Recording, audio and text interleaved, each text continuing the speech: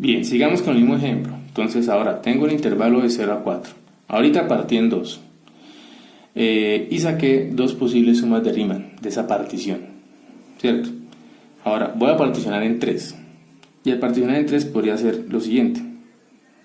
Aquí tomo de 0 a 1. Aquí tomo de 1 hasta, no sé, hasta 3 podría ser.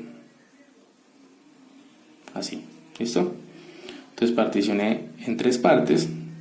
Nuevamente, no tienen por qué ser iguales, pero podrían ser iguales. Ahora, ¿la norma cuánto es? La norma aquí en este caso es 2, que es la longitud del intervalo más grande, ¿sí? O la longitud mayor. Bien, tengo mi partición. Entonces mi partición, podría escribirla así, ¿no? Mi partición es ¿qué? 0, 1, 3, 4. Listo. Esa es mi partición. ¿Me genera cuántos subintervalos? 3. Bien, ahora en cada subintervalo voy a seleccionar un punto. Aquí de 0 a 1 voy a coger un medio, ¿sí? Puede ser cualquiera. Pude haber tomado también 0, pude haber tomado también 1, un tercio, un octavo, es 4/5, el que yo quiera, ¿sí? En este caso selecciono un medio. Sería aquí mi x1. Entonces, x1 estrella es un medio. Bien. Mi x2 estrella, entonces por aquí está 2, por aquí está 3 medios, entonces voy a coger ese 3 medios. Entonces x2 estrella es 3 medios. Y ahora voy a seleccionar mi x3 estrella, que es un número entre 3 y 4, ¿sí? Podría ser ¿quién? Podría ser 4, el extremo derecho, ¿sí? No hay ninguna restricción, puedes tomar cualquiera. Entonces x3 es 4. Bien. Entonces mi suma de Riemann, ¿quién sería? Mi suma de Riemann sería la siguiente. F de un medio por el respectivo delta. Pero delta aquí ¿cuánto es? Es 1. Más F de 3 medios por el respectivo delta, que aquí en este caso ¿cuánto es? Es 2. Más F de 4 por el respectivo delta, que es ¿cuánto? Es 1. Listo. Esto que tengo acá es otra suma de Riemann, ¿cierto? Para esta función con esta otra partición, ¿sí? Que la podría escribir como la suma desde k igual a 1 hasta ¿dónde? Hasta 3, ¿cierto? De f de ¿qué? De x sub k estrella por delta de x sub k, ¿sí? Bien.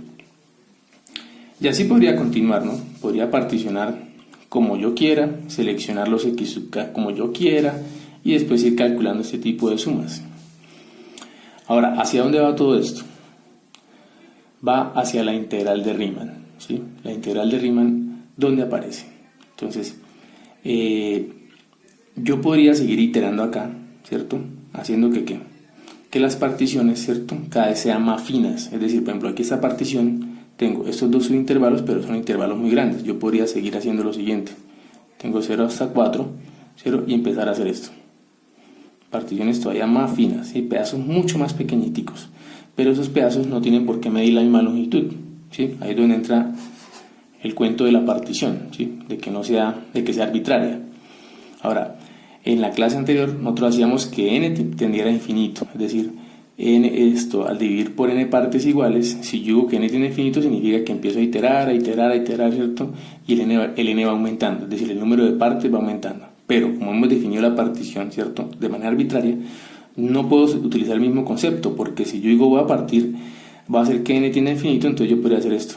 Quedarme aquí, partiendo así, y aquí me queda este pedazo grandísimo, ¿cierto? Entonces acá n tiende a infinito, porque estoy partiendo en pedazos cada vez más pequeños acá en esa parte, pero aquí esto no. Entonces no puedo utilizar este concepto de que n tiende a infinito. ¿Qué es lo que voy a decir ahora? Voy a decir, en lugar de esto, voy a decir que la norma de P tiende a 0, ¿sí? Si la norma de P tiende a 0 significa que el intervalo más grande se está haciendo infinitamente pequeño, ¿sí? Y si el intervalo más grande se está haciendo infinitamente pequeño, entonces no puede suceder esto que estoy mencionando acá. Entonces, ¿qué va a pasar?